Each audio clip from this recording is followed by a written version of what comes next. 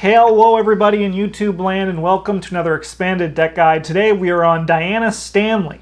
She is a mystic investigator and for this video she is my favorite mystic investigator in the game. I love Diana Stanley and I can't wait to talk about her. But Bryn, I'll let you describe her first and some of her cards, and then Travis, you did the strengths and weaknesses, so you did them for all of these. I'll let you explain that part. But Bryn, who's Diana Stanley? All right, so Diana Stanley is the reformed cultist. And right off the top, you're probably thinking, is this really a mystic? We only have one brain. And you're right. We do actually only have one. This is a rogue number. We get 3 in all our other numbers.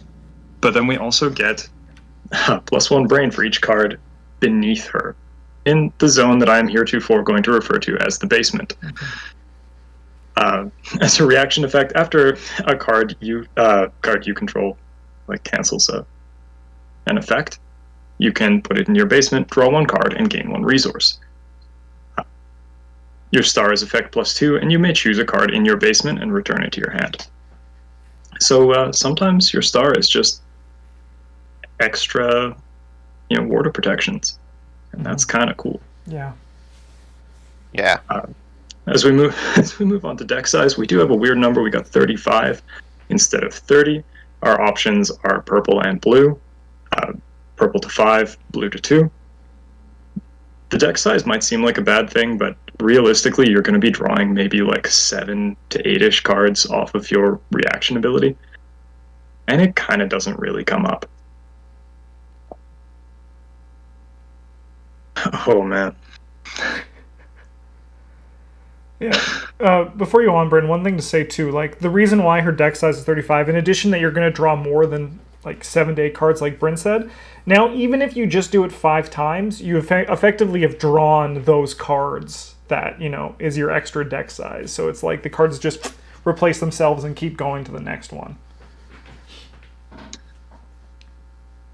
Mm-hmm. Yeah, we've also got some additional setup here that I can't quite make out, and it's been a long time since I've played Diana Stanley, but I'm pretty sure we begin the game with Dark Insight in our hand. Yes, that is very important. The first game I played a Diana, someone's like, hey Justin, why don't you have Dark Insight in your hand? And I was like, well, it's because I'm an idiot and I don't read the card. So moving on to Dark Insight, I suppose. It's a Diana Stanley deck only. It costs 2, but really 1 because it cancels an effect. And, we get to draw a card as well. Fast play: when an investigator at your location draws an encounter card or a weakness. Cancel all of that card's effects and shuffle it back into its deck. Do not draw a new card to replace it. So you can use this to protect your teammates and buff your brain, or you can use it to protect yourself. Works either way. We got the Twilight Blade, which is one of the strongest signature assets in the game, I think. It's a 3-costed asset we can fight and use. We can choose to use our brain instead of our punch. Sometimes your brain score is worse than your punch, and you're having a bad time. But what it does for us is you may play or commit events and skills in the basement. As an additional cost to do this, you have to exhaust the Twilight Blade, so you can only do it once per round. But this card actually just says, more ward of protections, please. Mm-hmm. You also obviously cannot put them back in the basement if they're played this way. Yeah, that would be nuts. Yeah, that would be a little bit good. Yeah. Our weakness is Terrible Secret. Its revelation is, if there are no cards in your basement, you shuffle it back into your deck. Otherwise, for each card in your basement, you must either discard that card or take a horror. Cannot be canceled. So you do get to make the choice individually for each card. So you could keep 2 of them and discard 3. Take 2 horror. Notably, you can't cancel any of this card's effects. So you can't just be like, yes, I'll take 5 and then deny existence. You may not do that. No. Deny existence says ignore, which is not canceling. It's one of those weird words that are different. But why? I'm going to choose to talk over you and pretend that doesn't exist. I think it's fair too. I think it shouldn't work. But It should not work that way. Yeah. Yeah. Sure, I guess you could.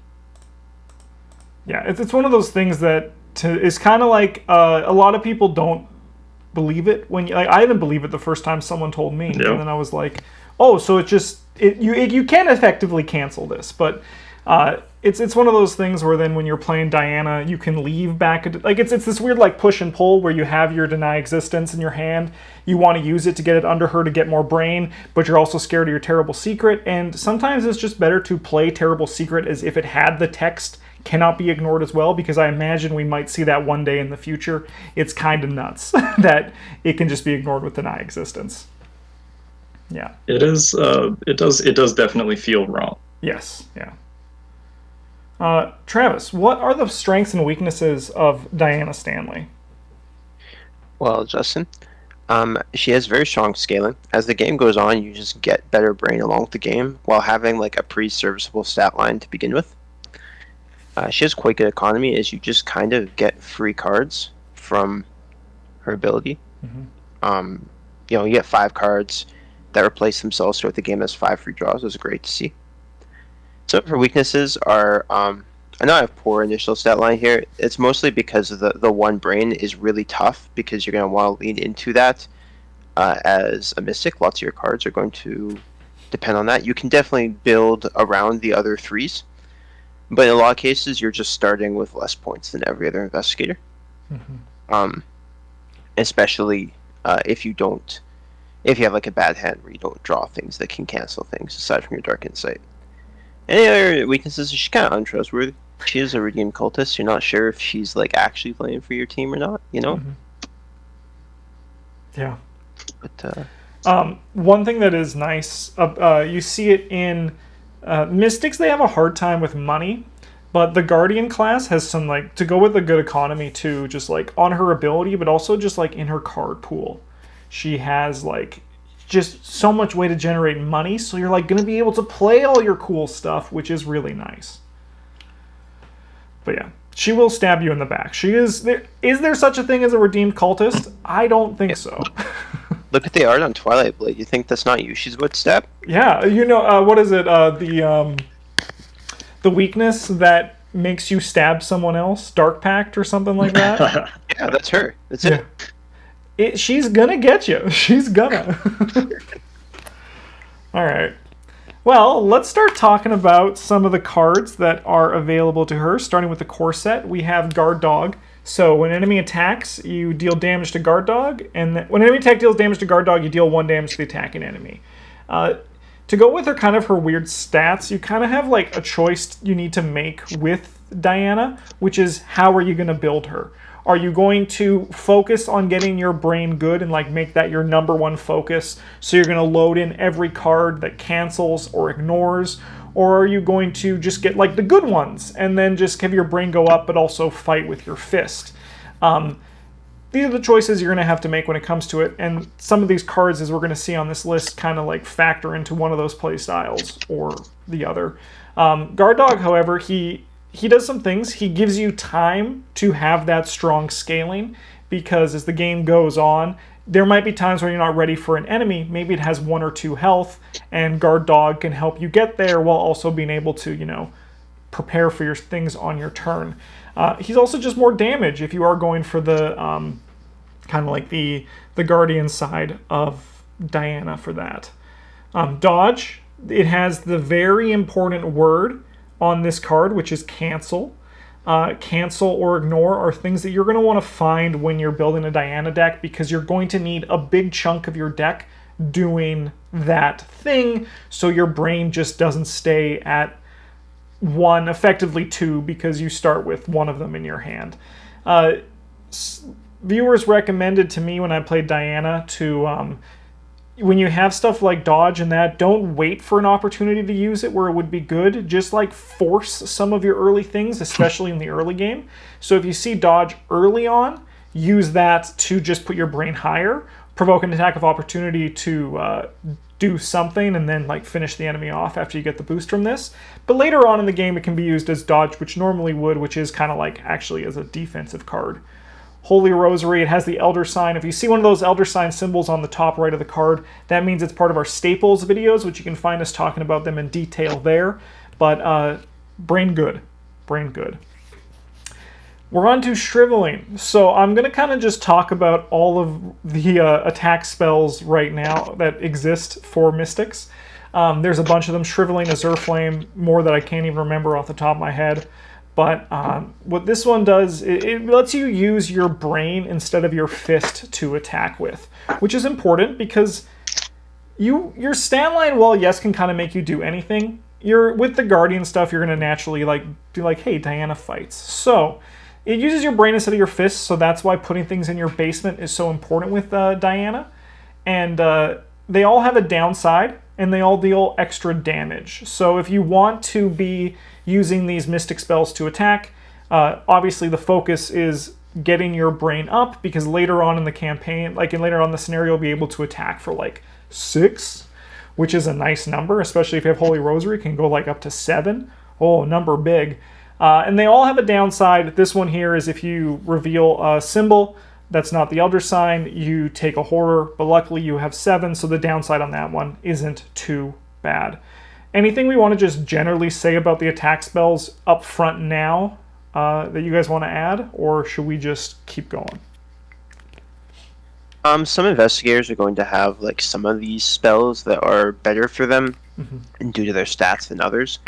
But Diana is she's pretty even. She has the same hearts and brains, so the difference between Shriveling and Azure Flame is pretty negligible, and she doesn't really have anything that she's not trying to look for particular symbols to trigger a lot of her cards, like someone like Jim might. So again, there's no preference between Shriveling and Azure Flame there.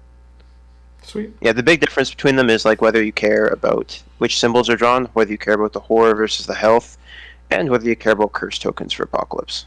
Sweet. Sweet. All right, Travis, why don't you keep it going on to these cards?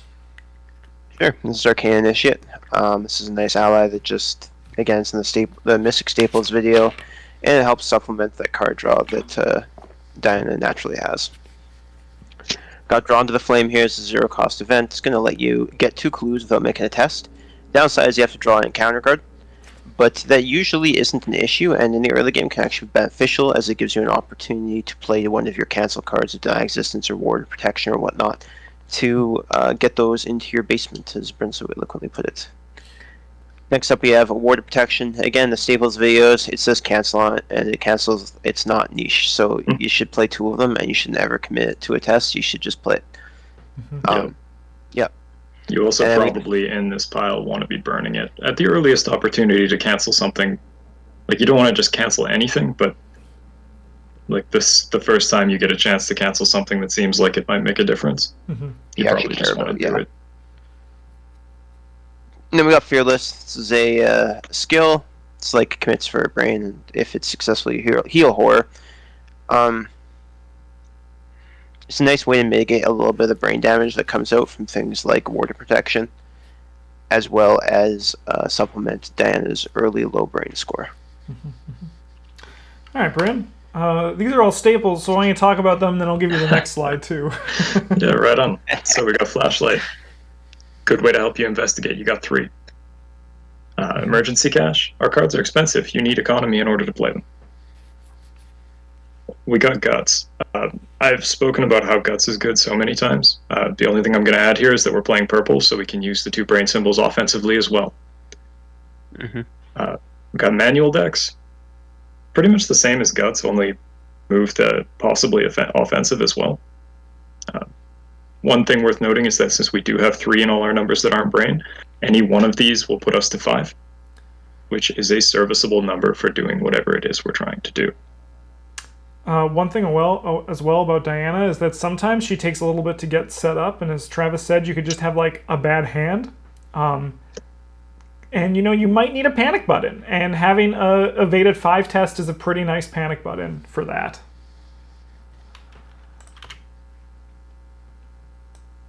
We got Police Badge. See all of the reasons that Holy Rosary is good, but instead of giving us 2 brain soak, we can have an investigator take 2 additional actions. Admittedly, only 1 time, but still. We got Mind Wipe. So we just get to pick a non-elite guy, and he's garbage. He doesn't. Yeah, he doesn't have any words on him at all. You can't put it into the basement, but that's okay. Sometimes it's good enough that it doesn't matter. Yeah. I've got the Book of Shadows. This guy gives us an extra arcane slot, so you can have one for investigating and one for fighting, and then another one for doing whatever the hell you want. But also you can exhaust it to add charges to your spell assets, so you can just you could use Shriveling the entire scenario if you want. Mm-hmm. We got the Grotesque statue.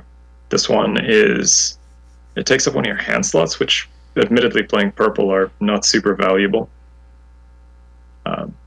And just 4 charges every time we draw it.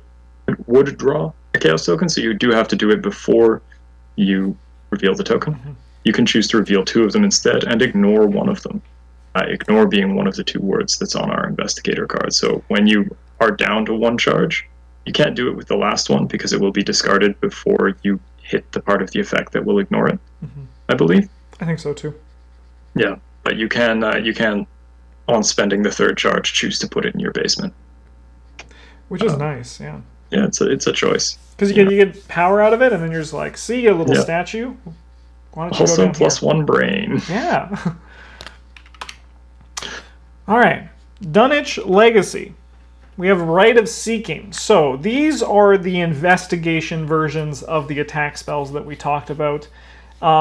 The Rite of Seeking has the downside that is the easiest to play around. So if you reveal a symbol that's not the Elder Sign, you lose all your remaining actions. But you do get to discover an additional clue each time you investigate. So unless it's urgent, just use it as your last action. Rite of Seeking is very powerful, especially on the higher levels, because you get a boost in brain, and then on the highest one, if you're playing with 3 or more people, you discover 3 clues at a location, so it's like you took 3 actions for your last action. Just very powerful spells, and like what Travis said, it's kind of just what you need, what you're looking for, what build you're doing. If you're doing Curse, you probably want Eye of Chaos. If you just want to expedite your clue pickup, Rite of Seeking does that really well. And then Clairvoyance is there too. And I don't say that as a knock at Clairvoyance. I'm just saying it also gets you more clues as well. I forget what the downside is on Clairvoyance, but we're going to see that later in this video. So stay tuned for probably an hour from now when we get to it. Ritual Candles. So this is anytime you reveal a non-auto-fail or Elder Sign symbol, you get +1 skill value for this test. These are just a really nice passive way of basically just saying, hey, scenario reference card with your symbols, you're just a little bit easier. And hand slots aren't too competitive. You do have your Twilight Blade, and maybe you're doing a weapons build with your Diana Stanley, but if you're not, Ritual Candles is a nice, very low-powered way, low-cost way of getting a lot of value out of the card. Delve Too Deep, strong card, gets you experience. It's in our Staples video. And then we got Bandolier, which is you have 1 additional hand slot, which can only be used to hold a weapon. It takes up your body slot, which is not too competitive. It also soaks for 1 damage. If you're going to be doing a lot of hand slots for your build, you want to hold 2 Ritual Candles and a Twilight Blade for some reason, that's your ticket to do so. Travis. It's prepared for the worst. This card is exceptionally good in Diana because it helps you pull out your Twilight Blade, even if you aren't playing really any other weapons. You should probably look at playing it simply for that. Defiance says ignore on it. That's really the only reason to run the level 0 version. The level 2 version that we'll talk about later is significantly better. The level 1 version is kind of trash, but it does say ignore on it, and that alone is worth the slot in the deck. Yeah, it is worth noting that you do actually have to ignore the token in order to be able to put it in your basement. You can't just commit it to a test and then dump it in your basement. You have to see the token you picked. Mm-hmm. Hypnotic Gaze is a little pricey at 3 resources, but it does cancel an attack, which is an easy way to put it in the basement. And it does also lend support to if you want to play some token manipulation stuff. This is a solid option for that kind of build. Then we got Brother Xavier. He's just thick. Yeah, he gives you brain and he's thick. And he kills enemies when he dies. This card is like really plays into the Guardian side of Diana's card pool, where you can be the main monster fighter. Something that she really excels at, in my opinion at least. And not necessarily an automatic include for the ally slot, but a very strong option. Yeah. All right, Bryn. Oh, easy. Oh, you don't even need to talk about this page. All right, so we got Shriveling level 3. See everything that was said about Shriveling level 0, except that this one gives you +2 brain. That is the difference here.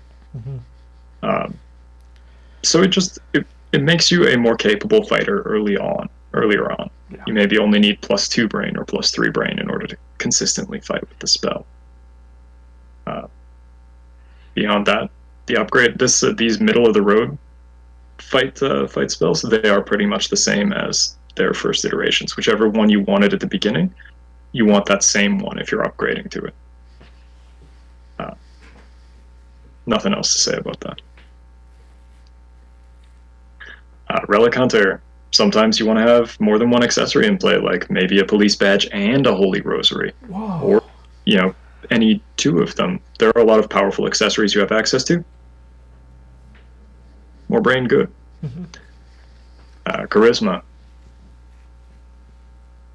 More ally, good. More ally is good. We can, after playing this game for, 6 years, we can attest. More ally is good. Yeah. More ally, usually good. We got Rite of Seeking, level 4. Oh, so this one is the top tier Rite of Seeking. There is an intermediary one as well.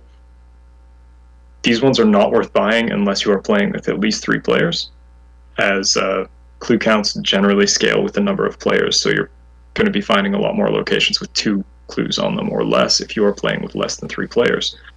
That being said, everything said about it the first time, still true here. Nothing really changes about them except for the numbers printed on the card.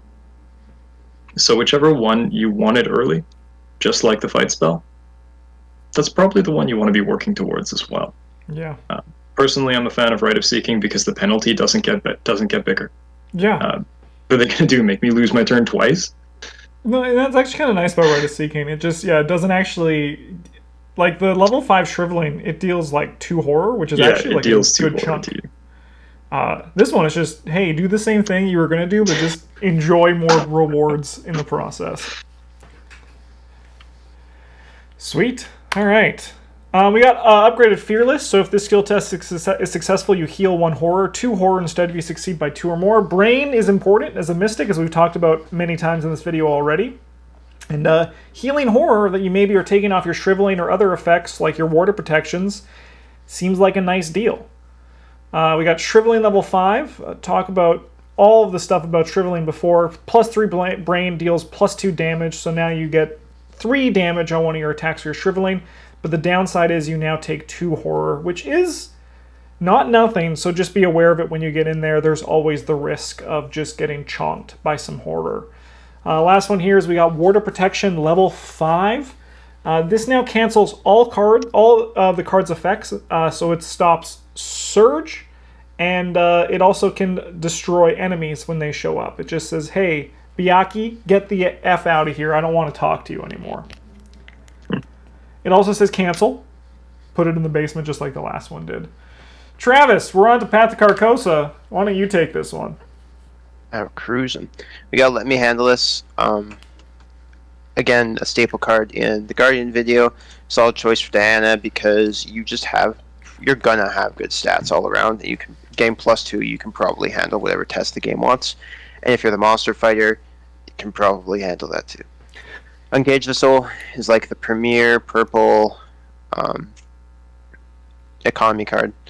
We talk about it more in the Mystic Staple video, so head on over there. Heroic White Rescue. This one lets you scoop an enemy that's attacking some of your location. And as Diana, you're probably going to be playing a fair amount of soak and whatnot due to your Guardian's secondary and this is it's a way to keep your teammates safe. We got David Renfield. He is a fantastic ally to have. As long as he's got Doom on him, he'll boost up your brain by 1, and then he just pukes out resources for you. Like, you'll never run out of money. Never. Ever. Until you kill him. Man, with Heroic Rescue, it just makes me think of this situation where, like, early on, someone's playing Heroic Rescue, and they're like, you do something, get an attack of opportunity, then you use the Heroic Rescue to save them. And then in the future, you say, hey, yeah, you could do it. You can have the enemy attack you, provoke an attack of opportunity. The person does it, they get attacked, and it's like, what about the Heroic Rescue? It's like, no, I sided those out. I just wanted to see you get bit by the rats. I just thought it would be funny. Yeah.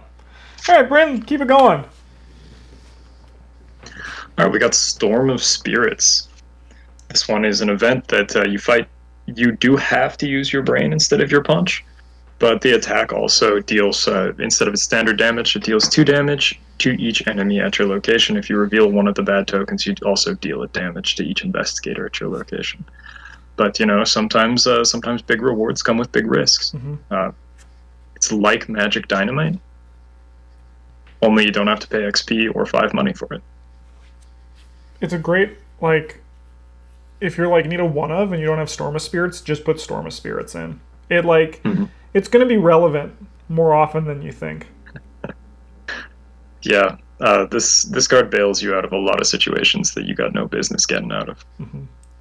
It's for solid symbols as well. Yeah, this is true. We got Inspiring Presence. This one commits for not quite a wild.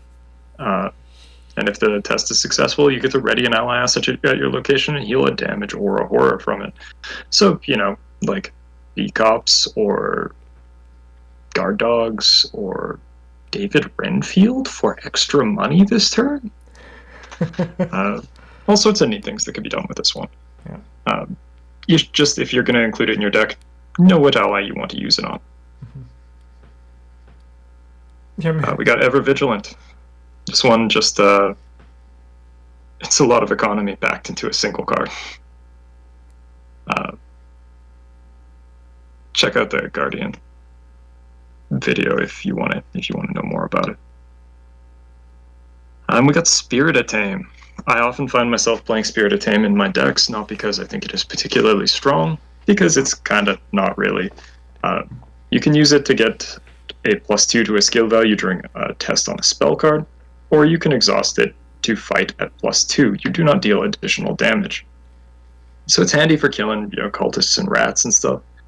And then also pays off late into the game where you're like, I want to test my brain at 12 or whatever. Whoa, number big. No, yeah, number big. It mostly pays off into the mid game. And the real reason that I end up playing it is because my deck has 35 cards in it, and I really want to play Prepared for the Worst. Mm-hmm, mm-hmm. And this card's got the text on it that says that if I play Prepared for the Worst and I do not see my Twilight Blade, maybe I didn't just throw away a card for nothing. Yeah. And I mean, just even like worst case scenario, like you said, it's just basically a guts for spell, which is... Yeah, every turn. Yeah, which is good. Mm-hmm. Not great, but good. We got the Book of Shadows. This is a level 1 version, so it's you exhaust it and spend a resource to add 1 charge to a spell you control. So I'm very bad at remembering what past things do, and I'm awful at seeing patterns, but that's now just costs you a resource. That's the difference? It also doesn't give you the extra arcane slot. It also doesn't give you the extra arcane slot. Thank you, Bryn.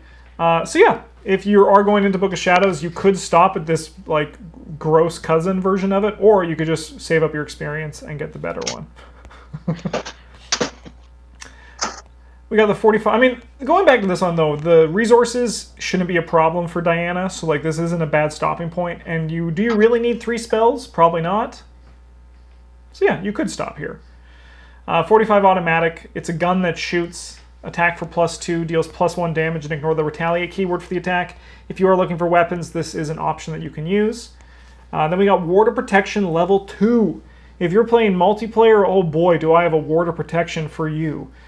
This is cancel the Revelation effect on when an investigator at any location draws a non-weakness treachery card, then you take a horror. So if your buddy across the room drew an Ancient Evils, you can say, no, put that card in the discard pile. You did not draw it. It does not stop Surge like the level 5 version, and also does not stop Peril cards as well, just to be aware of. Seal of the Elder Sign, a level 5. This is do not reveal Chaos tokens from the Chaos bag for this test, and treat the token you revealed as you drew the Elder Sign, which, as Bryn said earlier in the video, effectively means you get another Ward of Protection or Deny Existence into your hand, which is really powerful, in addition to passing that test. Sweet card. And I think Probably. we have Key of Ys. Key of Ys is good. It's good. It's good. It's Yeah. pretty good. It's pretty good. Yeah. Hey, Travis, why don't you start us off in the Forgotten Age? Sure, we got Mr. Vila. This is our first evasion spell. It's kind of like the bread and butter if that's something you want to do. Not every Diana wants it, but it's a solid like one of in most of the Diana decks. So up we got Backpack. This is a neutral staples video. Basically, it's another way to find your Twilight Blade. Increase the odds of that, especially in case you don't have access to Prepared for the Worst. You can also find a handful of other things for you. Diana likes to play lots of items, take up her hand slots. Got Scene of the Crime. This is a nice way to pick up some clues. You're probably going to be the one who's drawing,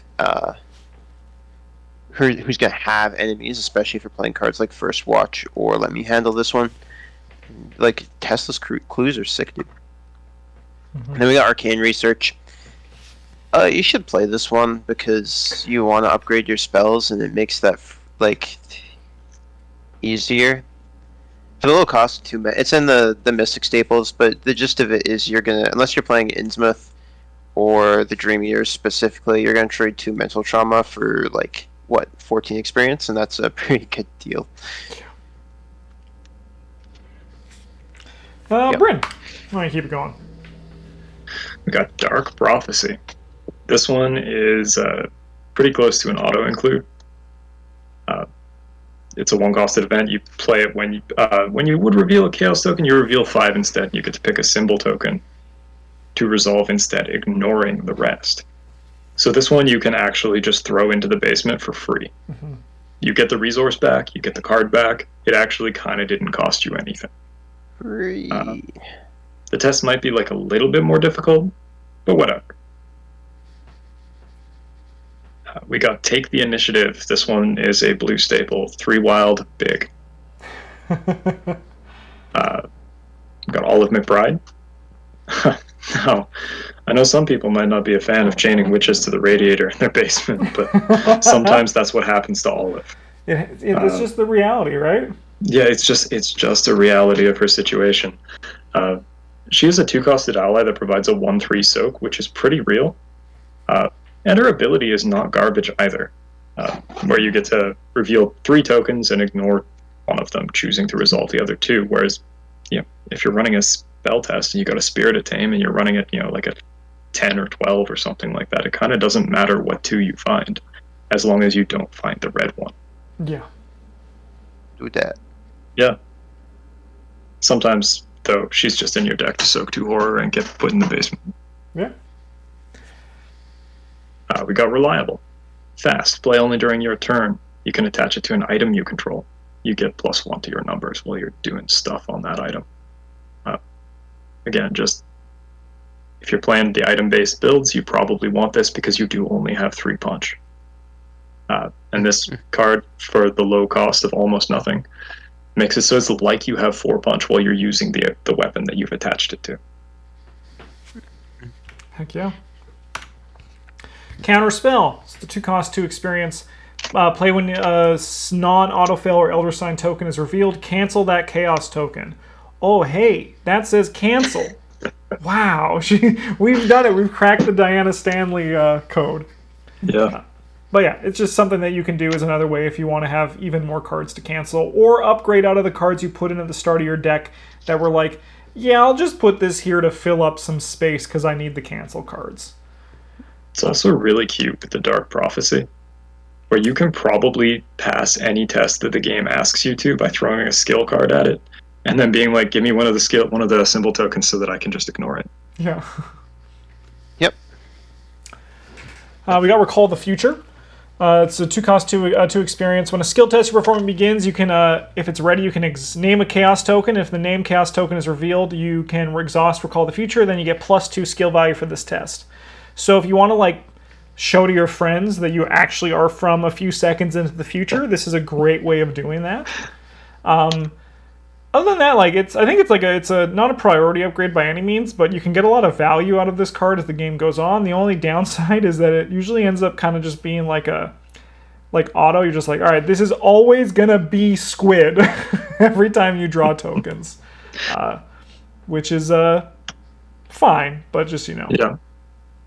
Between this and Ritual Candles, you can probably just pick one of the tokens on the scenario card and be like, yeah, that one doesn't exist though. Yeah, it's a 0. We got Upgraded Defiance, so this is much better than the level 0 one because you ignore the effects of all non-auto-fail or Elder Sign symbols, which means it's like very likely to put in, well, not very likely, but more likely to put into your basement, which is important to Diana to make sure she scales into that end game. Last up here on this page, we got Sacrifice. Discard a mystic asset you control, then draw 3 cards or gain 3 resources or any combination thereof. This is a great way to get resources and also turn David into less of a problem if he has a bunch of Doom on him. It also, you can use it on, like, for example, if you have a weapon that you don't need anymore because it's empty and you want to play your Twilight Blade, this can, turn an Enchanted Blade or a Spirit of Thame into resources. It also could just, like an empty spell, turn it into resources or cards. It's a very strong option for economy, and it's fun to actually point back at her weakness and be like, untrustworthy, ? She's killing David. Can we trust her? Travis. Killing David's usually a good thing, but, got Crystalline Elder Sign. This is an accessory that makes you seal the +1 or the Elder Sign. In exchange, you get +1 to all your skills, which means, assuming your brain's at full power, you're rocking, 7 and 4s? Yeah. Some big numbers. Number big. Yeah. Well, I mean, all numbers big. 4 is what a lot of investigators get to start with. We got the upgrade Miss Servilla. This one gives you +3 brain for the evasion attempt, and then you still get to move. Mm-hmm. Just a solid upgrade. I think it also gives you an extra charge. Again, if evasion is what you want, this is a solid choice for that. So we got Shards of the Void. It's a weird, Sealy combat spell that I'm not going to read out for you guys, and go look it up yourself. But if you... This card was an important way it came out because it was the 3rd copy of a combat charge spell for Mystics. So you weren't reliant on just your 2 copies of Shriveling anymore. Less important now with the introduction of cards like Apocalypse and Azure Flame, but still a solid option. And lastly, we got Probably has no downside. Yeah. Yeah. Unless you don't draw 0.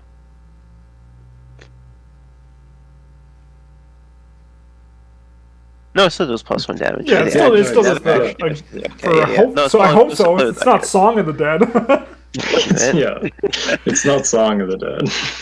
Yeah, and we got well prepared here for our last card, 2 experience Guardian card. It just bumps up your skill tests. So sick. So sick. Yeah, it doesn't take a slot. Just a good. Yeah. Just Stanley getting ready in the morning, shaving. And you're gonna have relevant, because even if you just look at the cards on this page, say you had Mists of Rella in play, now it's worst case scenario +1 brain or +1 foot, which is 4 foot. That means you can run away from things or do a test on a Mythos card.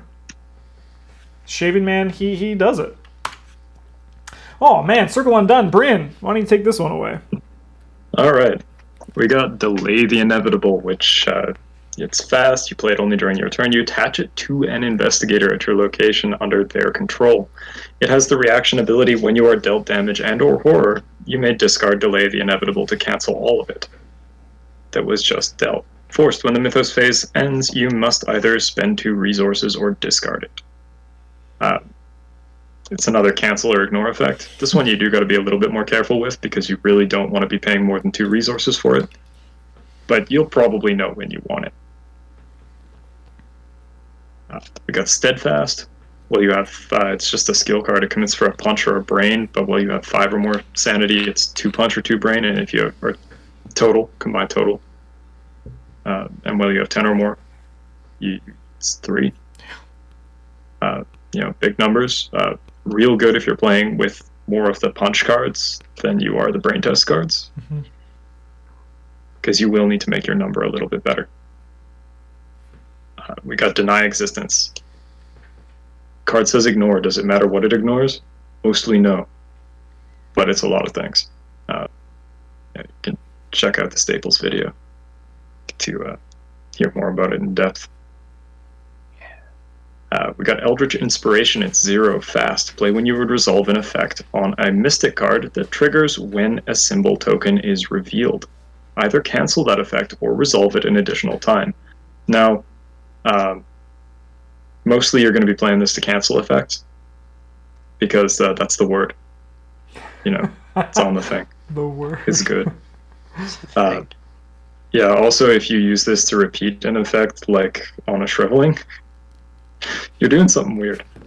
And yeah, like I want to know why. Yep. I guess you could be doing that to put like horror onto your key of use to make it better. Whoa. Yeah. Hot tech. Yeah.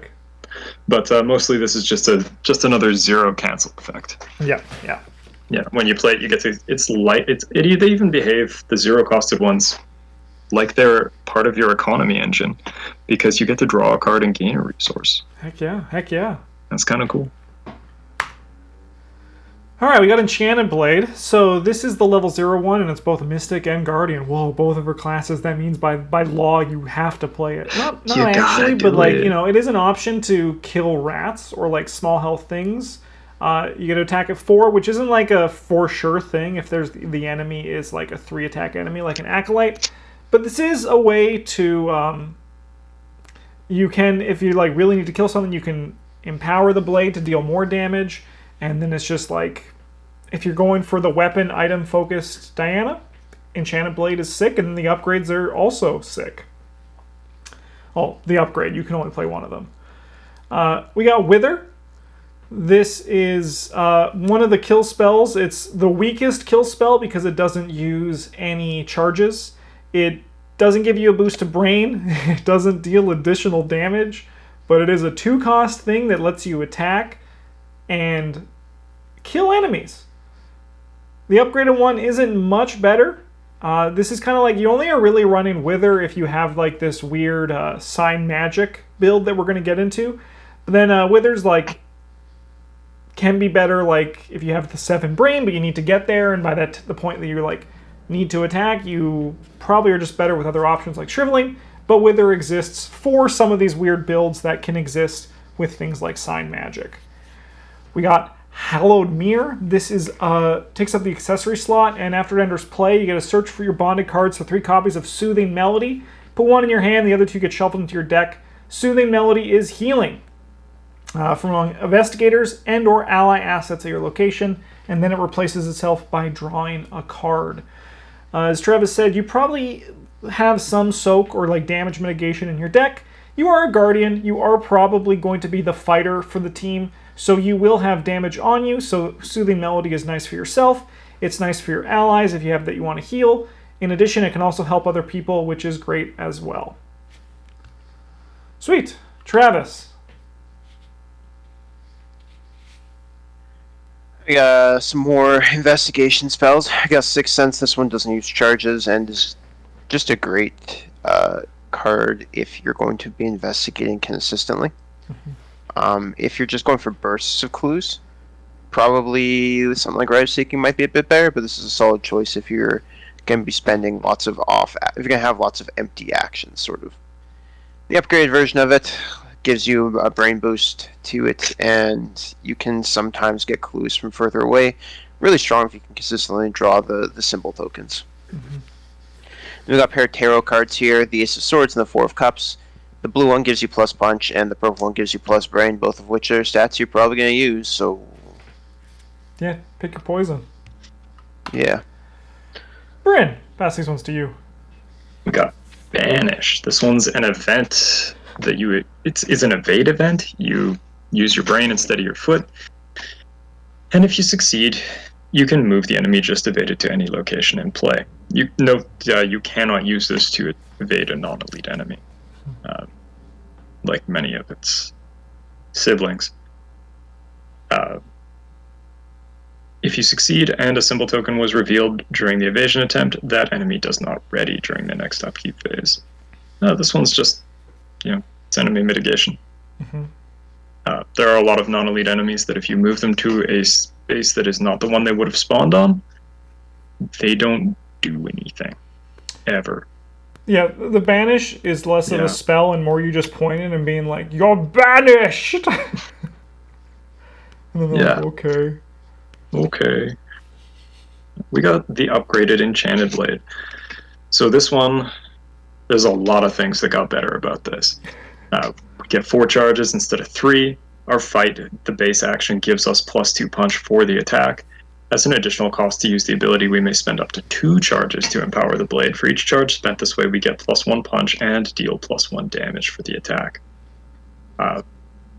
So there's all kinds of options here. You can either fight at +3 and deal 2 damage. That's real good. You can fight at +4 and deal 3 damage, which, less efficient than fighting at +3 twice. Doesn't cost you the second action. And alternatively, you can just stab other cultists to death. Yeah.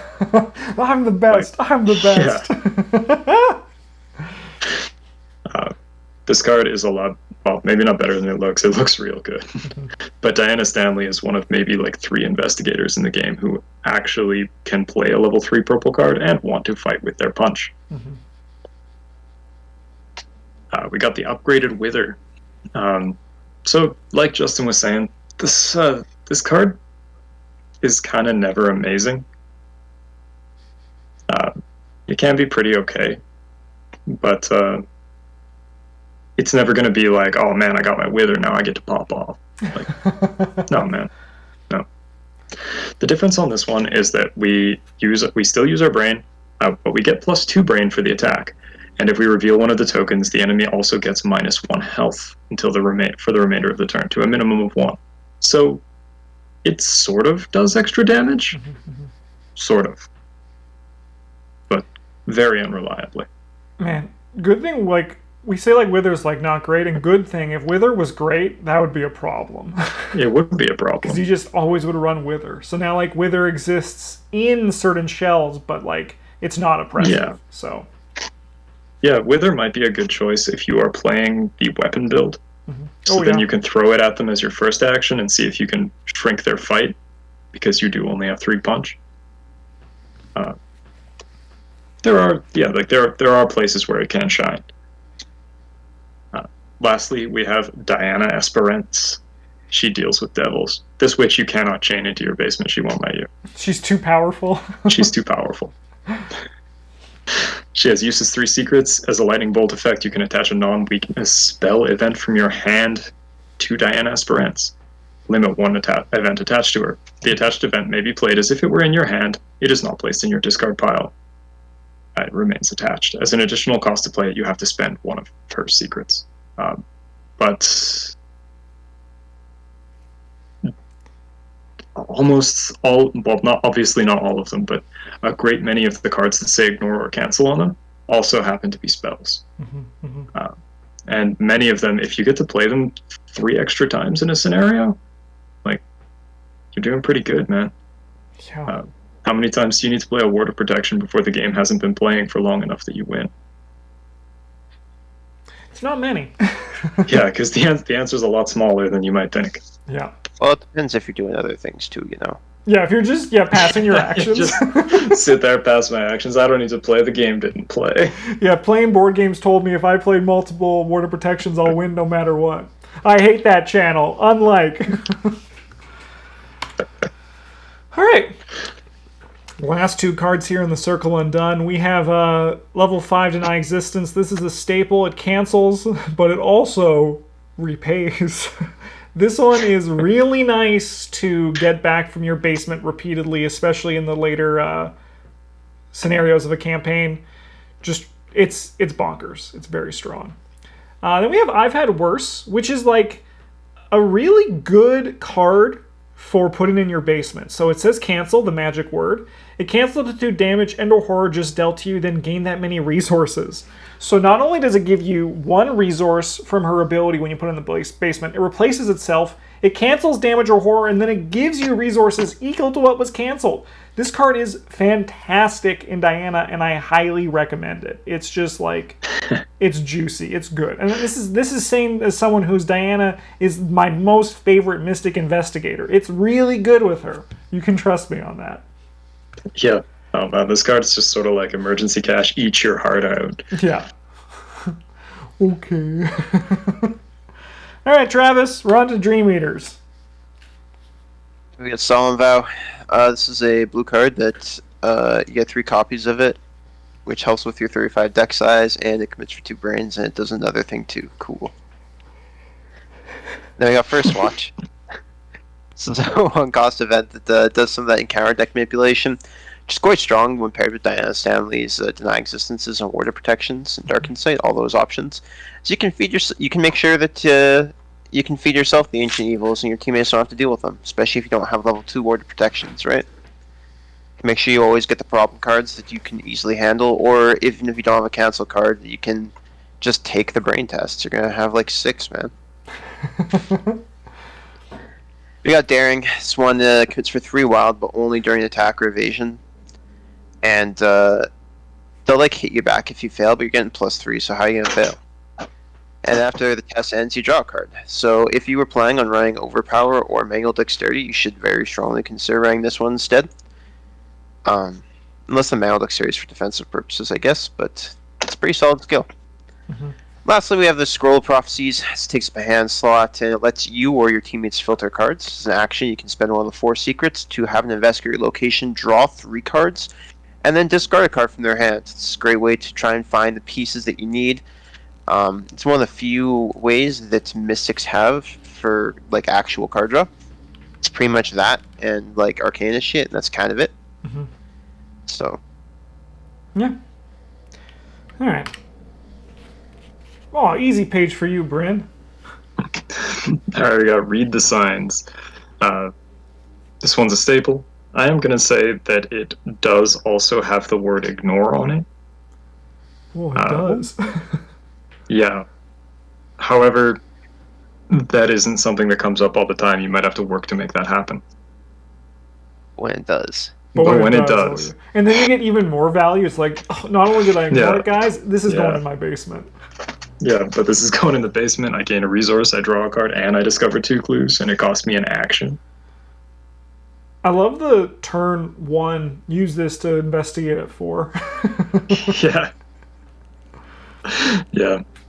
We got Spectral Razor. This one does not say ignore, but it's real good. You can check out the the purple staples video for more on that. Last up of these, there are in fact 3 of them, and I often forget about that. The last one is Ethereal Form. This one is the evade option. And if you succeed, you disengage from each other enemy engaged with you, and for the remainder of the round, you are ethereal, which is a line of text for sure. Yeah. Enemies cannot engage or be engaged with you, and you cannot attack or deal damage to them, because you're a ghost. Freaking ghost. Yeah. But this one's real good if you're playing not like the more fighting focused build. Because you can just play this and be like, you guys don't exist, you're not real. And then, go off and investigate or yeah. Not only are they not real, you're not real for that moment. Yeah, right now you're not real either. Then we got Tetsuo Mori. He soaks 2 and 2. He can be assigned damage that would be dealt to other investigators if they were at your location. But most importantly, when he dies, you get to search either your discard pile or the top 9 cards of your deck for an item asset and add it to your hand, like the Twilight Blade. Mm-hmm.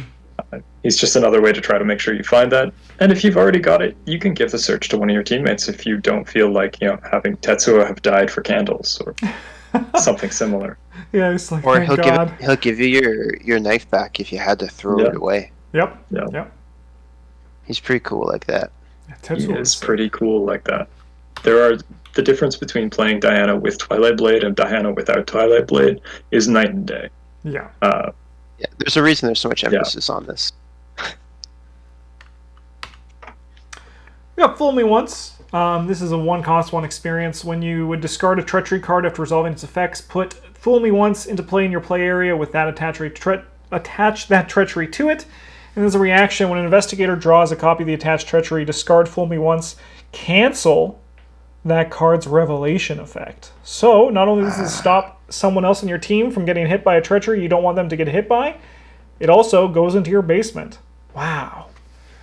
Safeguard level 2 is really nice for the majority of the Guardians who are there to protect people and fight. Basically, during another investigator's turn, when they move, you can exhaust it to move to that location as well for the remainder of that turn. So nice, saves you so much actions for you to do other things. We got upgraded Heroic Rescue, which commits for almost a wild, my new favorite phrase here on the channel. It's like the other one, when a non-elite enemy would attack another investigator at your location or a connecting location, you move to that location if you're not already there, engage that enemy and resolve its attack against you, then deal it 1 damage. If you are looking at like this kind of protection type thing, it's a nice upgrade because it also now comes with a move and an engage action. I think the other one came with an engage action too, but the move is what makes it nice, and the fact that you don't need to like be protecting the person to have it go off. Last up here, we got Leadership, which is a sick skill. It commits for a wild on its own, but if it's committed to a skill test being performed by another investigator, it gains brain in a wild, so it's like 3 brains if it's for a brain test. And if it's successful, gain 2 resources. And if it's committed to a skill being performed by another investigator, that investigator also gains 2 resources. Wow. Money for everybody, and you pass the test because you got 3 brain probably. Wow. Travis. This is Empower Self. So, this card is... Well, start off, it's a myriad. There's 1 of them for each of the non-brain skills. So 1 for fist, 1 for foot, 1 for book. You're only allowed to have 1 copy of each of the 3 of them in your deck. And then up to 3 of them can take up a single arcane slot, so you're allowed to have all 3 of them in play for the cost of a single arcane slot. And then what they do is anytime a card would require to use brain instead of their respective skill, you can ignore that aspect of the effect. And as a lightning bolt, you can exhaust them to get +2 to that skill. So the fist one, if you're using shriveling, you can opt to use fist instead, and also get +2 to that test. These are a pretty solid option for Diana because having them in play lets you, it lets you have 5 for that skill. And this card's like very important in the Diana builds where you're not just rushing to jam cards into the basement to get your brain as high as possible. Where you'd rather be a little bit more selective about them and then try to play the game with your 3s and get to the high brain score eventually. A bit more of a niche build, but definitely neat for her. She's one of the few investigators I think that can actually kind of take advantage of them. Yeah, because it even just like you can just use it to have 5 and investigate as well, right? Like if you ever have a downtime. Yep. Because with Travis as well, like most mystics don't need these, but Diana's stat line means, hey, it's actually not bad. Yeah, like you can have 5 if you want to evade something. You can have 5 book if you're just investigating. If you want to be walking around like chopping stuff up with enchanted blades, then you can just get 7 for those tests. That's pretty big. Yeah, it's definitely a niche card that Diana really makes good use of. Yeah. The other card on this page is Twilight Catherine Prince, who is for a completely different build. She's an ally that after you spend 1 or more charges from a spell, you can exhaust her to place a charge on an asset. So you basically get 1 free use out of 1 of your charge spells every turn. which is really nice.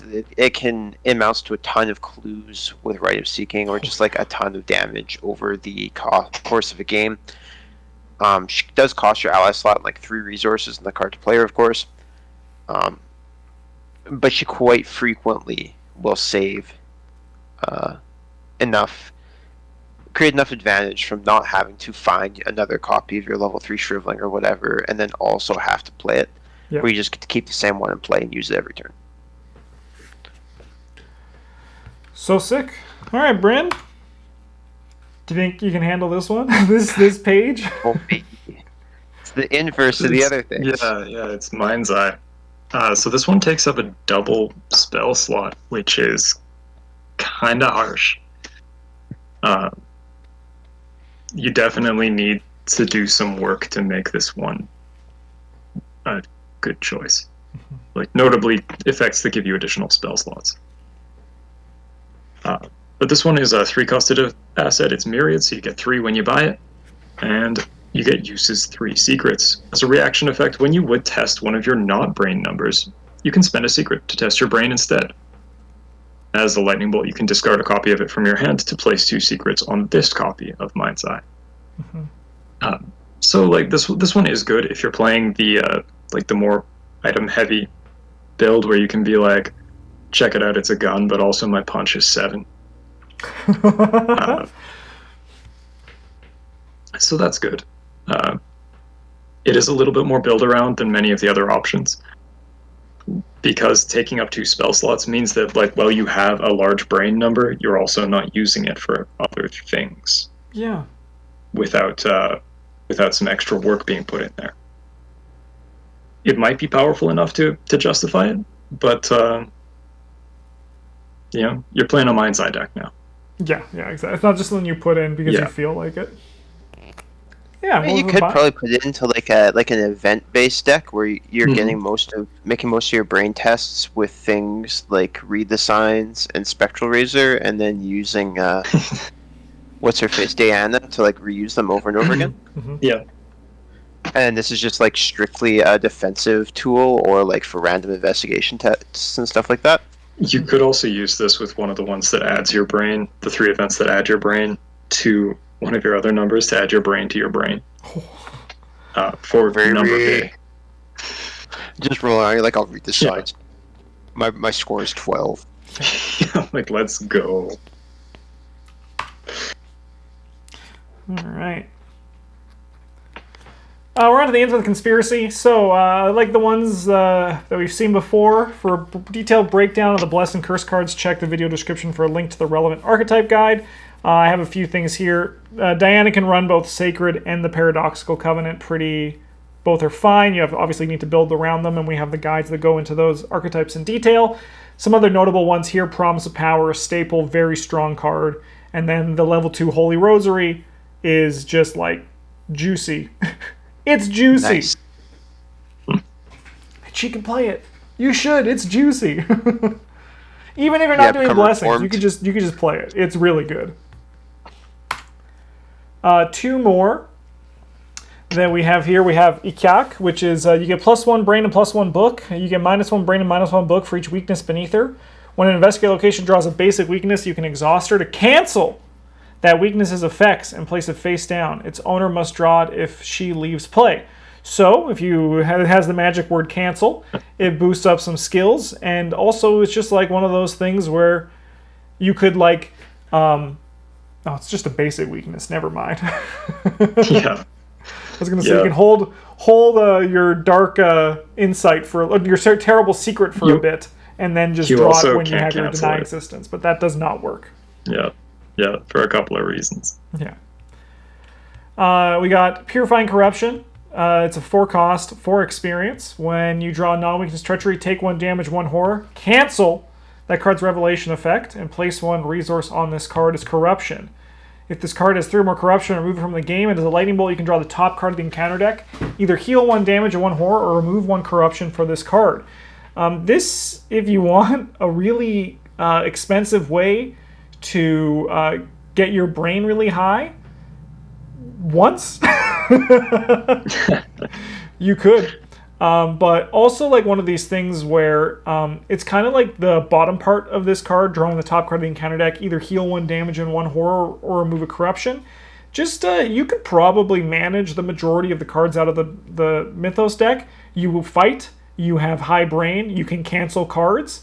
You might be looking for something for your Fool Me Once. This could be a way to do that while also just getting some healing and just like never dying at a very high cost. But you could if you felt like it. And now, everybody, it's Edge of the Earth time. One question about that last one. Yeah. With the 0 play a spell thing, does it also let you play rituals? Uncage the Soul? I don't know. Let me look. Let me look without pressing the space bar, because if I press the space bar, we go back to the middle. Spell or ritual. Yeah, spell or ritual. Yeah. So you could use Uncage the Soul to play this at 1. Oh, look at that. And that might be a cool thing to do. Mm-hmm. This is less than 4, yeah. I think if there's someone that like Purifying Corruption could work in, feasibly Diana's the one. Feasibly. All right, Travis. Before you go, I'll just say for people who are watching this, we have not played with these cards. We're still learning these cards, so these ones we are going to need to read. We're going to be reading them out loud just so we don't get information wrong. Travis, I'll pass these ones to you. Level 0, we got Down the Rabbit Hole. Permanent, limit 1 per deck. Purchase a deck creation. After each scenario of a campaign, you reduce the experience cost of the first 2 cards you upgrade before your next scenario by 1, and increase the experience cost for you to purchase new cards by 1.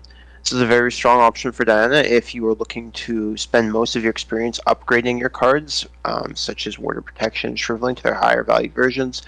Less good if you intend to be purchasing cards like Counterspell that don't have a lower level allocator. Next up, we got Get Behind Me. This is a 0 cost event. Fast play during a lightning bolt window.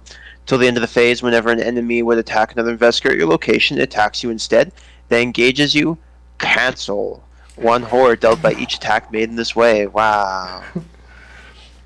Next up we got Heavy Furs. This is a 2 cost asset. It's neutral.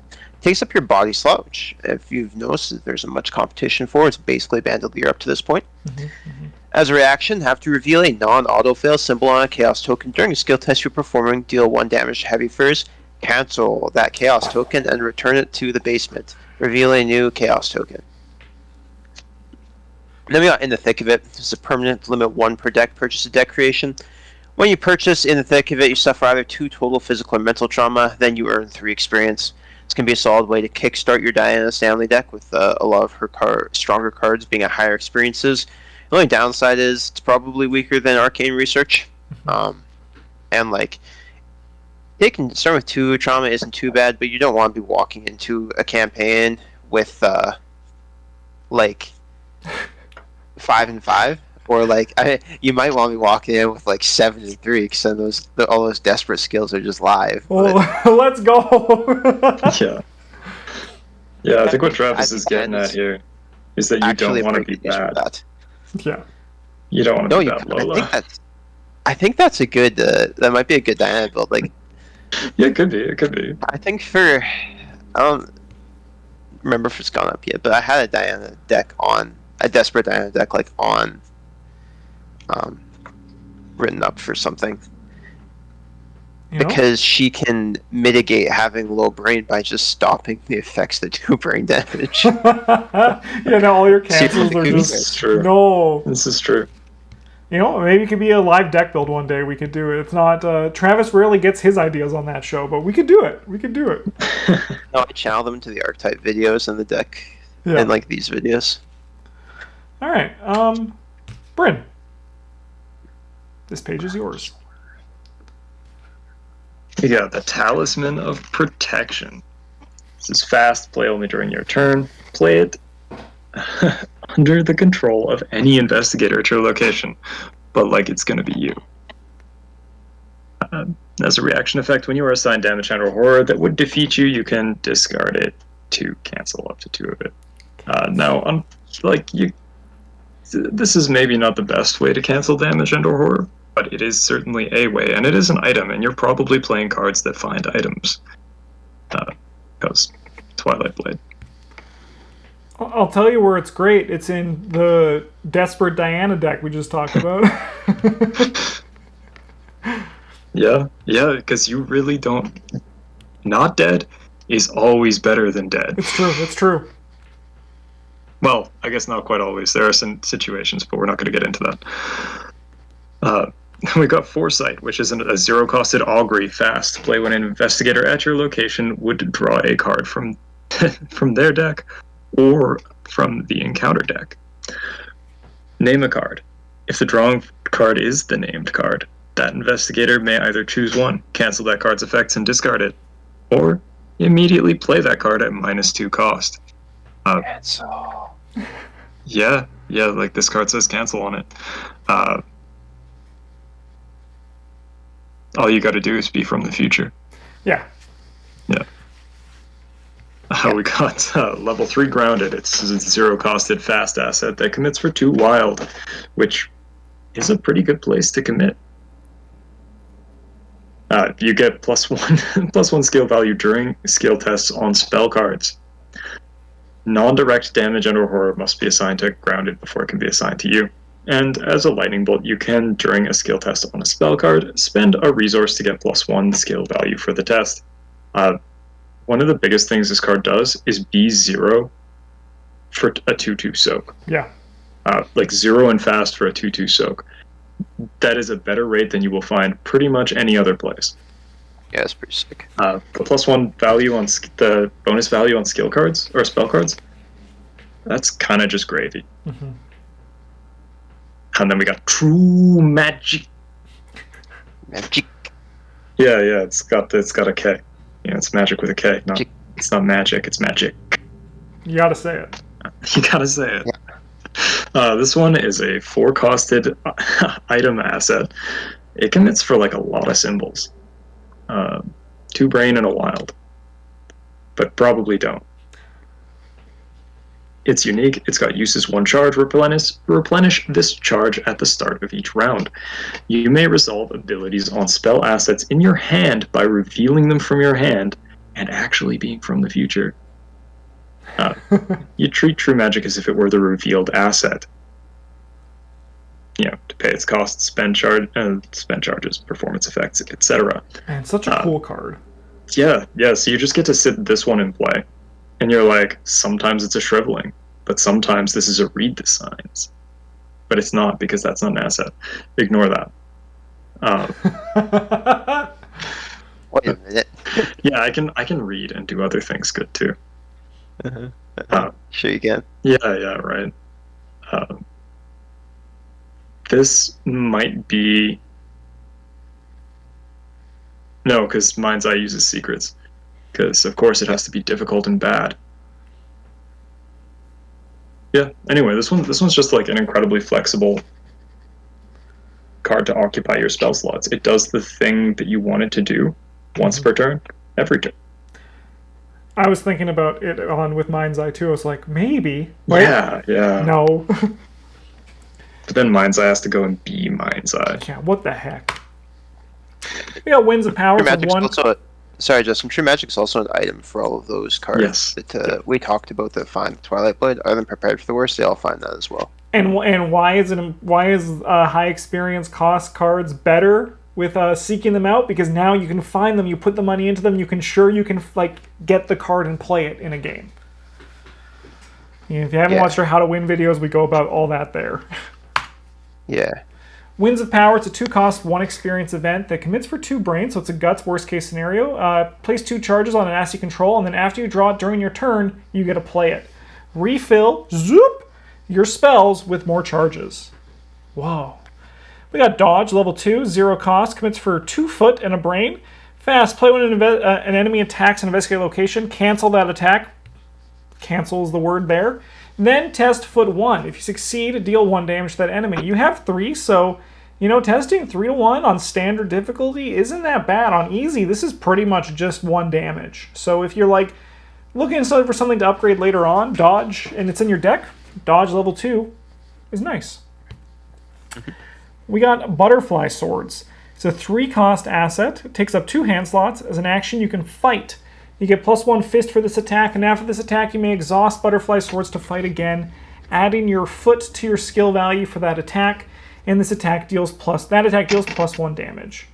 Your foot is 3, so you can attack at 6 with this one. Butterfly swords, it's a little bit weird. It's a weird item. We really don't know what to think of it yet, but if you are like doing spells and you are looking for something to fight with, it's not bad. You get 2 attacks out of it. It deals 3 damage for a turn. You're testing at 4 and then 6.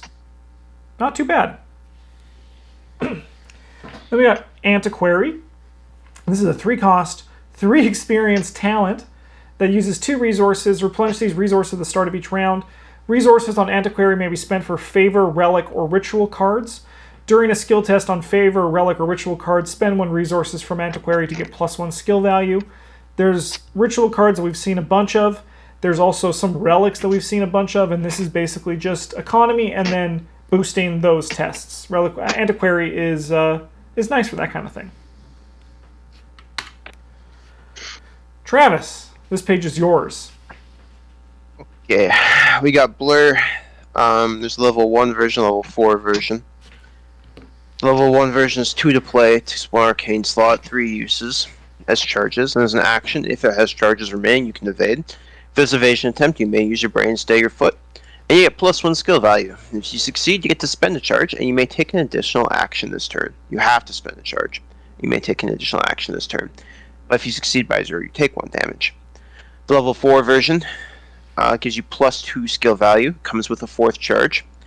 And if you succeed, you get to spend 1 or 2 charges, and you may take that many additional actions this turn. But if you succeed by 0, you take 2 damage. There's just yet another option for the evasion spell, Missive Relia or Ineffable Truth once we get there. We got Brand Cthulhu. Again, has a level 1 and level 4 version. The level 1 version comes with 6 charges. Oh my god. As an action, you fight, you may use your brain, stay your fist, and get +1 skill value for this attack. If you succeed, you get to spend 1 or 2 charges, and instead of dealing normal damage, the attack deals 1 damage for each charge you spent. If you succeed by 0, you lose 1 action. The level 4 version, once again, gives you +2 skill value, comes with 9 charges instead of 6. And if you succeed, you have the option to spend between 1, 2, or 3 charges to do that much total damage. And if you succeed by 0, you lose 2 actions. These are just basically the new versions of Shriveling and Misserella for this cycle. If you need that effect, pop them in there. And if they're not an effect you're interested in, don't play them. Yeah. Yeah. Bryn. I got the Cyclopean Hammer, which firstly is metal as shit. Yeah. It's an item, it's a relic, it's a weapon, it's melee. It costs $1 billion money to play. It commits for some symbols, so if you can't afford to play it, it's either a guts or an overpower. It's not the worst place to be. And as an action, you get to fight. You add your brain value to your skill value for this attack. Let's go. You deal +1 damage for this attack. If you succeed and the enemy is non-elite, you may move it 1 location away from you. If you succeed by 3 or more, you instead deal +2 damage, and you may move the enemy up to 2 locations away from you. So, firstly, when you get to close to the end of a scenario, brain is going to be a really big number. Brain big, baby. Really big. So you're succeeding by 3. Yeah, and you're hitting them out of the park. Yeah. Mostly I just enjoy the idea of fighting something like Urmordoth with this, and then being like, you can't move me, and you're like, it's good, I don't want to. I just want to hit you out of the park with this hammer. I'm just going to hit you as hard as I can with this until one of us dies. Yeah. But yeah, this is a real solid combat option for Diana, because sure, you do only have 3 punch, and this doesn't let you use your brain instead, but a weapon that offers up to a +7, that's a big number. Mm-hmm. Number is big, yes. Yeah, it does take up both your hand slots, which means that you cannot hold your Twilight Blade without, Bandolier. That is largely the downside to this one. We've got Divination. This one's a level 1. It gets uses 4 charges. Investigate. For this investigation, you may use your brain instead of your book, and you get +1 skill value. If you succeed, spend 1 or 2 charges instead of discovering a clue at your location. Discover 1 clue at your location for each charge spent. If you succeed by 0, choose and discard a card from your hand, which, as we all know, is not actually a cost. It doesn't matter. There's a level 4 version as well. This one gets 6 charges, and you get +2 skill value, and you can spend up to 3 charges. These ones are like some slightly more flexible versions of our recent friends, Rite of Seeking and Company. The downside of discarding a card from your hand is like possibly the most manageable one that you will ever encounter, because it's not even going to happen that frequently. Mm-hmm. But also, these ones obviously I haven't played with them, so I don't have any actual evidence for this. But these ones probably shine in a lower player count. Like if you're playing with 2 players, occasionally you've got locations with 4 clues on them, and you could just grab 3 of them all at once. Yeah. But you also can just use them to take the 2 clues. Last up here, we've got Enchanted Bow. This one's a 3-costed asset. It's a spell. It's blessed. It's a weapon. It's ranged. It's got more types than anything. It's got more things. More things than other things. It's got uses 3 charges. You exhaust it to fight. You must use either brain or foot instead of punch. You may not use your punch, but also largely irrelevant. You get +1 skill value for the attack. The attack deals +1 damage. As an additional cost to initiate this attack, you may spend 1 of its charges to have the attack target a non-elite enemy at a connecting location. If you do, you get to ignore, which is the word, the aloof and retaliate keywords for this attack. However, you don't actually have to spend the charges. You can just use this to fight with your brain at +1 damage until literally the scenario is over. Mm-hmm, mm-hmm. Yeah. It does take up 2 hand slots and an arcane slot, so it is. It's slot heavy. Non-zero. Yeah. Sick. All right, more Edge of the Earth cards. We have Earthly Serenity, level 1 and level 4. The level 1 uses 4 charges. Test Brain 1. For each point you succeed by, you may spend 1 charge to heal 1 damage or 1 horror from an investigated location. If you succeed by 0, lose a resource. That's a pretty minor fail case for that one. If you're looking for healing, this is the way to do it, especially if you have like 7 brain. Oh my god. That's crazy. There's a lot. Number big. Yeah. And that actually kind of scales well too, because at the end of the scenario is when you have your damage on you. You're not looking at using Earthly Serenity on like turn 3, right? You're looking at like, okay, it's turn 12. You have 4 damage on you. My brain is 6. Let me just, sing with these birds in the forest, and everything's going to be okay. I think they're birds in the forest. I can't tell because the art is too small. The level 4 version is 6 charges. It's test brain 0 instead. Then for each point you succeed by, you may spend a charge to heal 1 damage or 1 horror from investigator location. If you succeed by 0, lose 2 resources this time. We got Nkosi Mabadi. He's a sorcerer. He has magic tricks. He's no witch, so he doesn't get locked in the basement either. After you enters play, name a non-Elder Sign Chaos token with a symbol. Until this card leaves play, the named symbol is your sigil. When an investigator location reveals a cultist, a tablet, or a squid, you can exhaust him to search the chaos bag for your sigil and reveal it instead.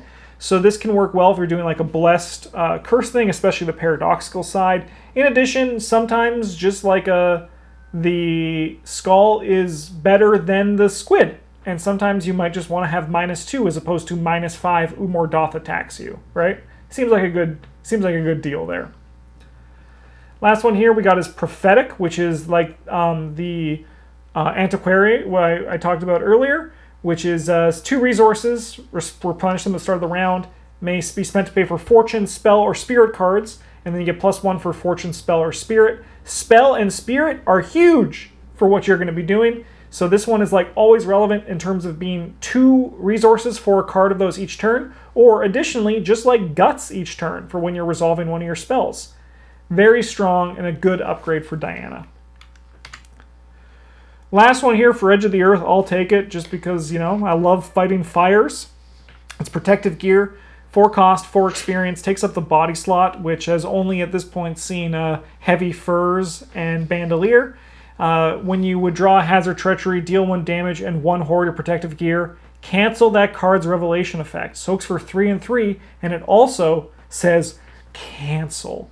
So kind of like how the grotesque statue, you can like put it in your basement after you get your use from it, or olive for that case too. Protective gear, you can soak a bunch of damage, cancel some cards, and then on the last one just cancel and then, you know, put it in your basement.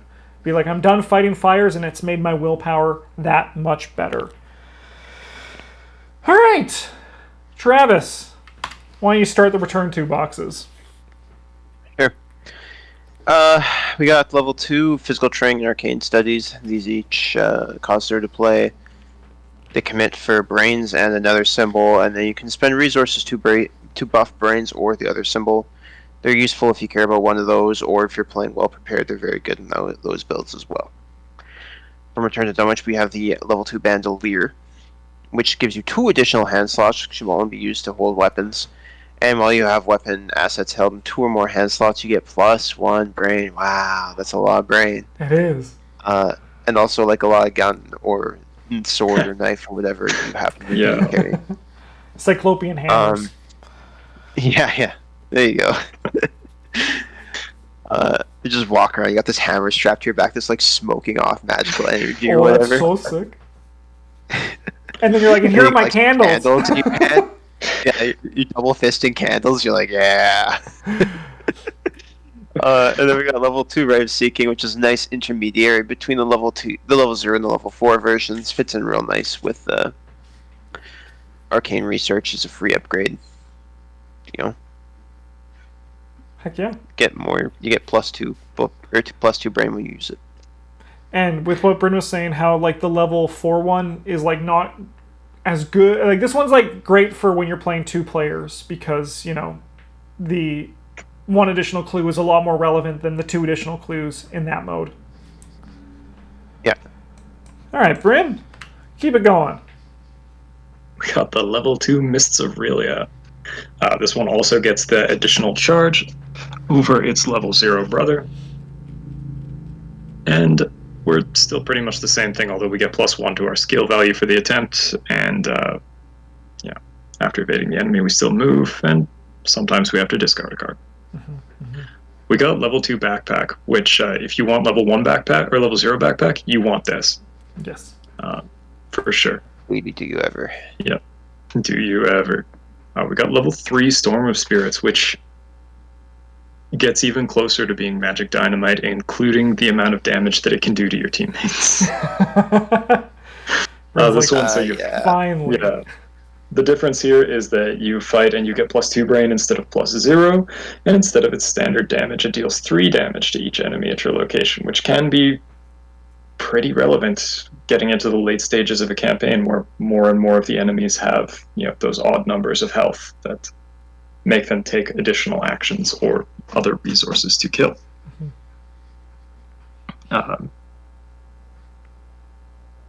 I mostly just want to see Justin one day with this card kill a bunch of those stupid milkshake cultists who get doom on them whenever you attack them by attacking somebody else.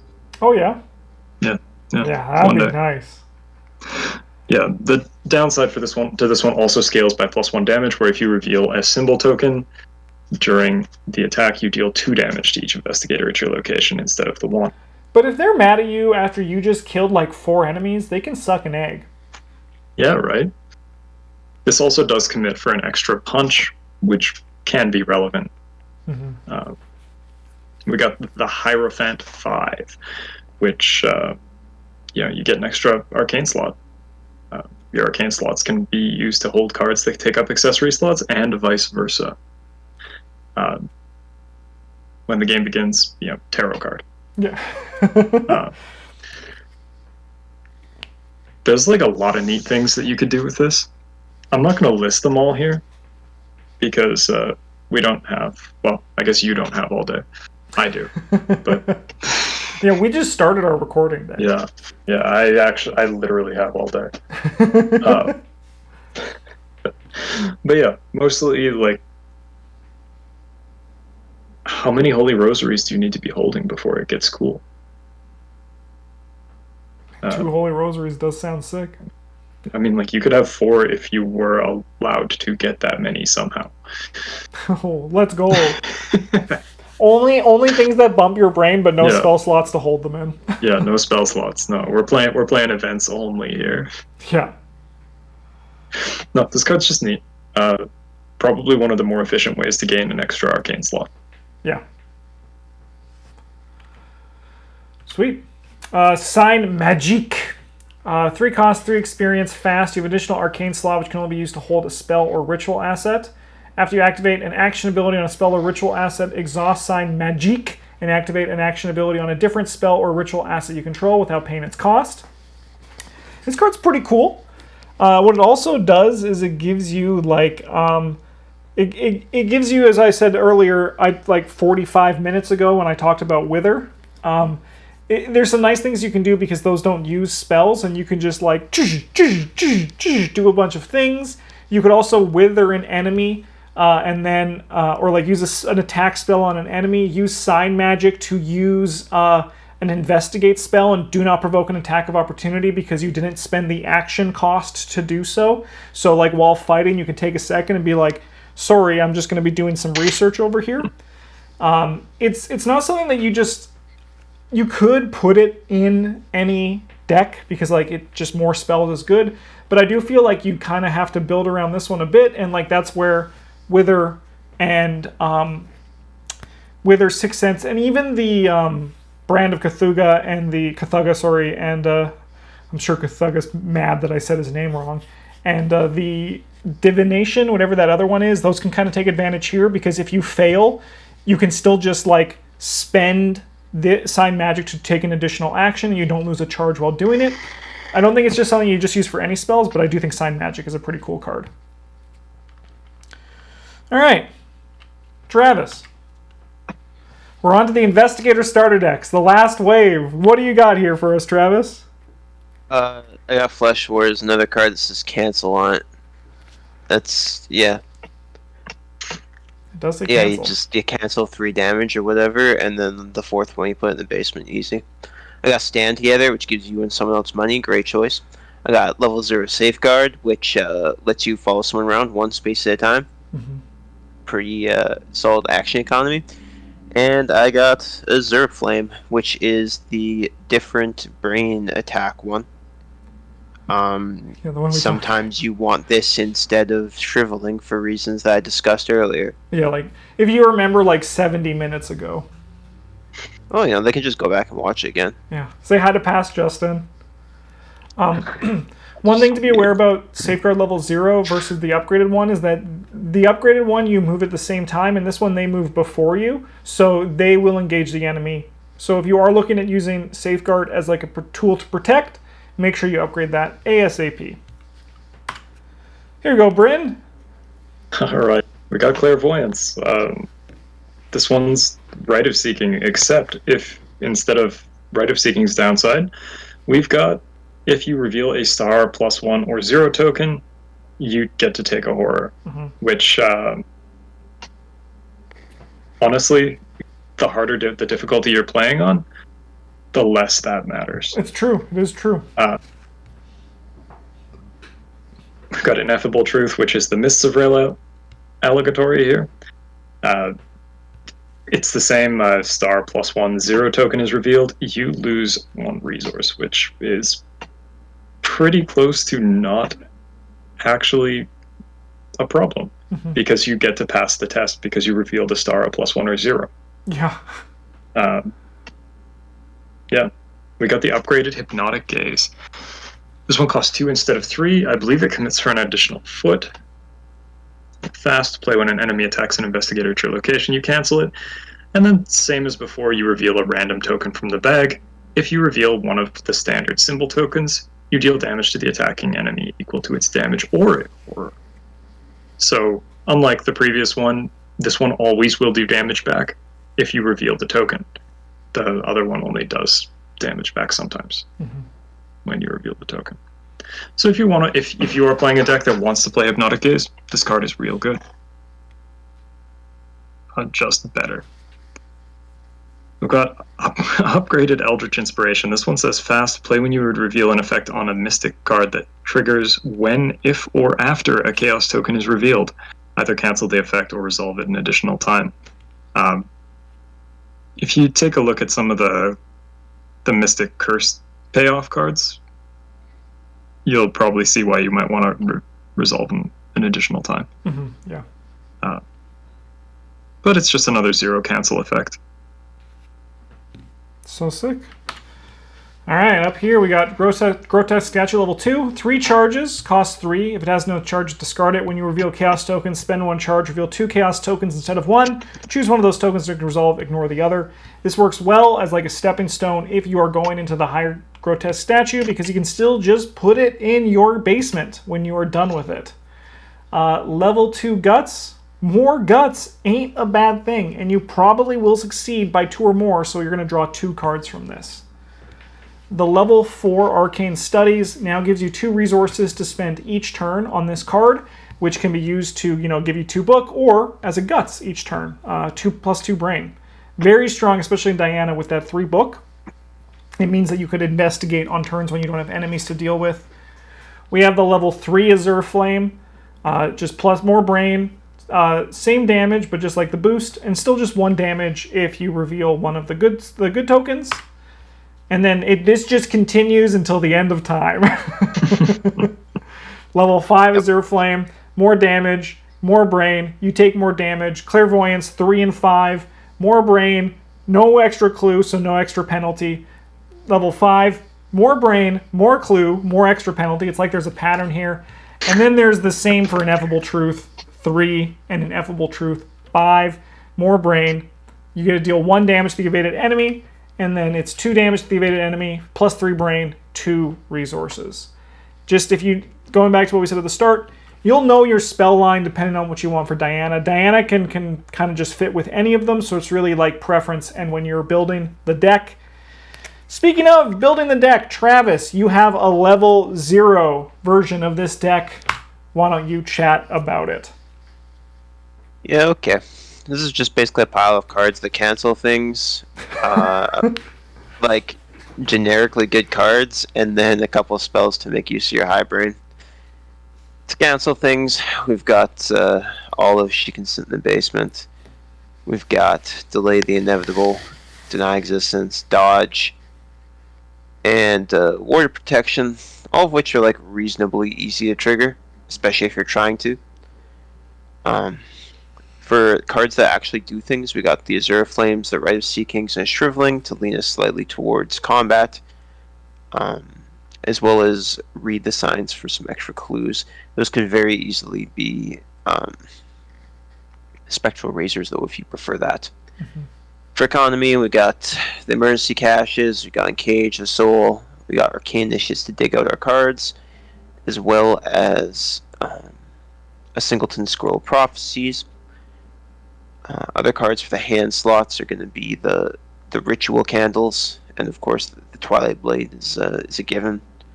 Playing a Singleton copy of Backpack here because we do have 2 copies prepared for the worst to help dig up the Twilight Blades. And to be honest, like level 0 Backpack isn't super great.